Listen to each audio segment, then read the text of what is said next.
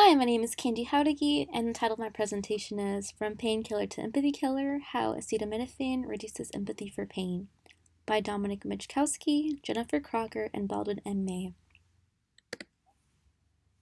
Let's begin with the concept of empathy. Empathy is the ability to understand and feel other people's emotions. This is the ability to metaphorically put yourself in someone else's shoes. And this is an integral component in society interactions. Whether it be interactions with your family, your friends, your coworkers, or even total complete strangers. The brain regions that are activated when experiencing pain are the anterior cingulate cortex and the anterior insular cortex. fMRI evidence show that these regions can also be activated when seeing other people in pain. And so this could possibly suggest similar neural and psychological mechanisms in empathy for pain and personal experience of pain. Acetaminophen is the most common ingredient in roughly 600 over-the-counter and prescription medications, and it's the active ingredient in Tylenol. And so this brings us to our research question. Does the use of acetaminophen, or in our case Tylenol, affect empathy? If there are similar neurological circuits in one's experience of pain versus another's, can pharmacological intervention that inhibits neural circuits for pain also inhibit the same neural circuits for empathy? Researchers hypothesized that the use of Tylenol would alter empathy when witnessing an individual experiencing social and physical pain. The study consisted of two randomized, double-blind, parallel group placebo-controlled trials with similar procedures, but for the sake of this oral presentation, I will be going in depth about only one. There was a total of 114 participants in this study, so roughly 48 women and 66 men, with a median age of 18. Participants were randomly assigned to drink a liquid that either contained 1,000 milligrams of Tylenol or a placebo, and then continued on to 3 separate stages of the experiment.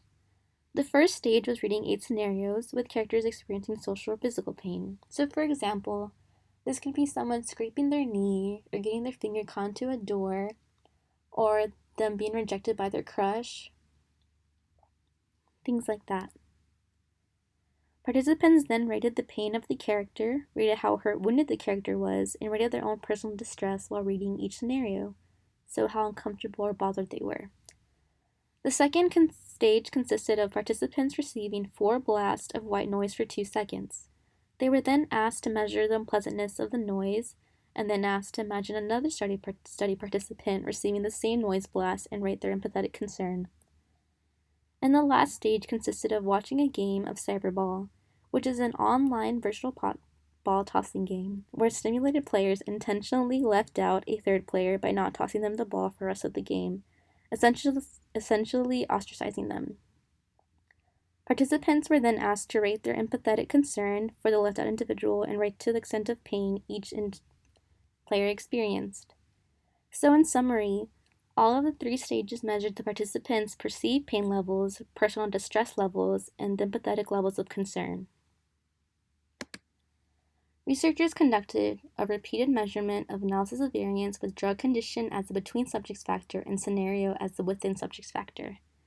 Research findings found that there is an overall reduction in empathy when reading scenarios of people experiencing social pain and physical pain. There is a reduction of empathy for noise pain, and there is a reduction of empathy during an actual occurrence of social pain during Cyberball. Something that was interesting about the study was that there was a similar effect in reduction of empathy for both men and women.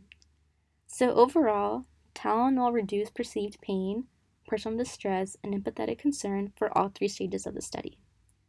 So what can this all mean? The effect on experience of pain and empathy can suggest common neurological connections and processes. But what else can this suggest? What kind of societal impact can this have on an individual? If it's empathy that drives people to do compassionate acts of kindness, can painkillers reduce willingness to help others who are experiencing emotional, social, or even physical distress? Tylenol is a widely used drug that over 23% of Americans take within a given week. And so my take-home message to you is the next time you're taking a Tylenol for that tummy ache, or you're taking an Advil for that headache from your homework, be aware of all the possible side effects of the interruption of the vital social component of connecting with others. Here's my reference. And thank you. Have a good day.